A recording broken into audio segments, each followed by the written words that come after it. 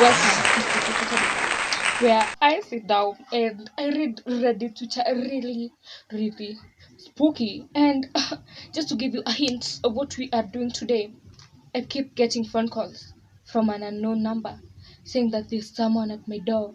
Every time I check, there's no one at the door. As I close the door and go back to my couch, I remember I took out the SIM card 2 weeks ago. I'm getting a phone call as I'm writing this. I keep getting phone calls. Well, hello guys, welcome and welcome back to my YouTube channel. And today I have only one question for you. Would you rather be happy or scared? As for me, I choose the second one. Scared, scared, scared.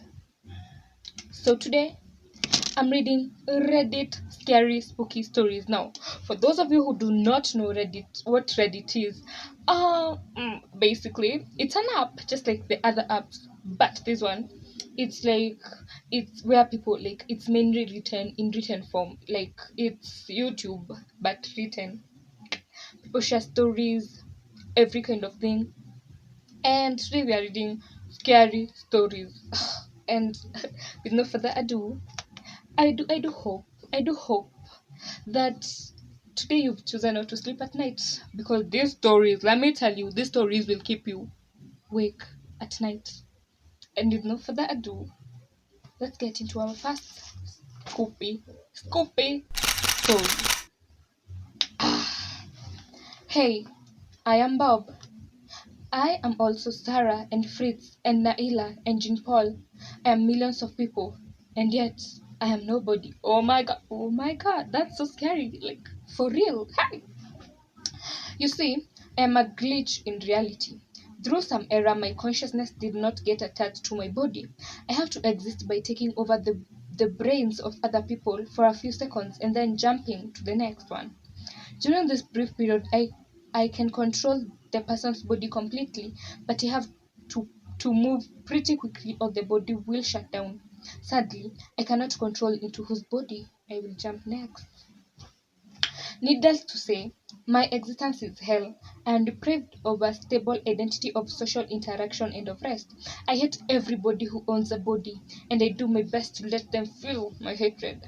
It is not always possible to ruin a life in a few seconds, of course, but sometimes the opportunity presents itself. For example, when I became Bob, who just showed his new gun to his wife, or Sarah, who just stood on the balcony with her newborn child.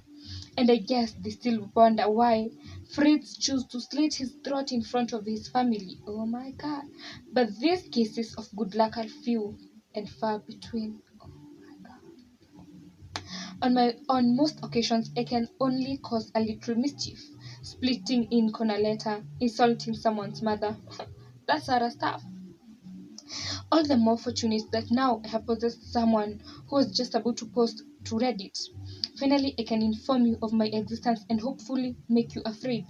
You may think it is statistically unlikely that I will possess you, and you may be right.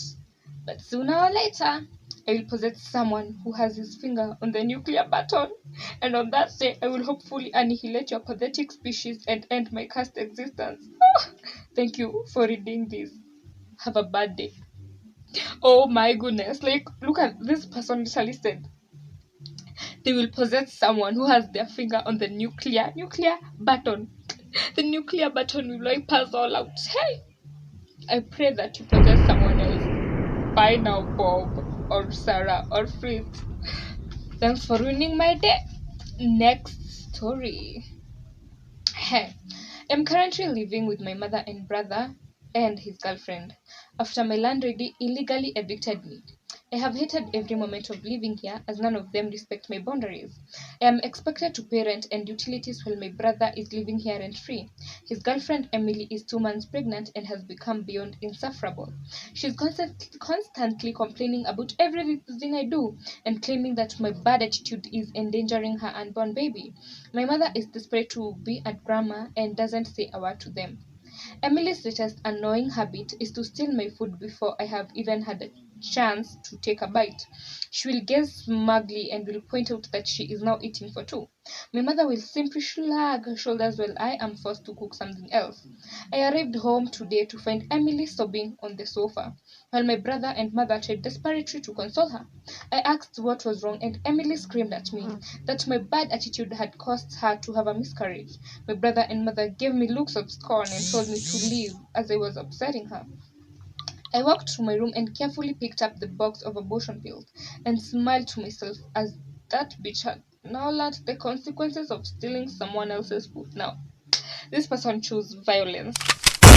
Woke up that day and chose she took the pills and put it in her food so that Emily would come and eat that food. Hey, let me tell you, this one needs therapy. This one needs to go to a mental health institute, and she is so childish. Like, why were you evicted at the first place and you don't want to pay rent?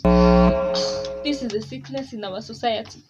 Let's go to the fourth story, and the last story of today, of course. So there are places all over the world where if you happen to make a wish at the right time, it will come true. Oh, someone take me to that place.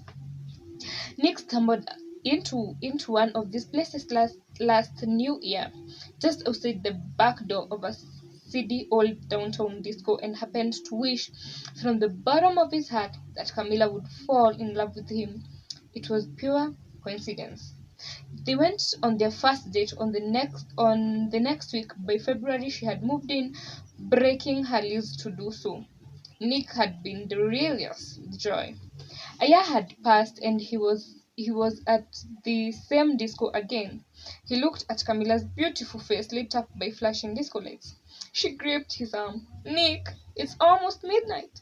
He hesitated and she frowned. You promised me, she yelled in the thumping music. They started walking towards the back entrance, his heart flopping about in his chest with misery. Foolishly, he had told her about the wish just a few months ago. Camilla didn't deny or withdraw her love. It was too strong. But she became insistent and made Nick promise to take her there. This new year, she wanted a wish too. Heh. Nick tried to cajole her into telling what her wish was, but she wouldn't. She was so sweet and loving that he gave up, melting into the bliss of being loved by her. Camilla, please, begged Nick as the thumping noise of the disco faded. Sweetheart, tell me. Camilla stopped at the and drew him close to her. She kissed him desperately and fell into a drowning man gasping for air and felt like a drowning man gasping for air. Then she opened the door and stepped out into the chilly night. The crowd started chanting the countdown. So basically, I'll summarize the end of the story. It ends like this. Camilla's wish is that Nick falls out of love with her and she kills Nick. So better be careful what we wish for. Thank you so much for watching this video. I do hope you got scared, and if you haven't yet gotten scared, there's always next Saturday to get scared now.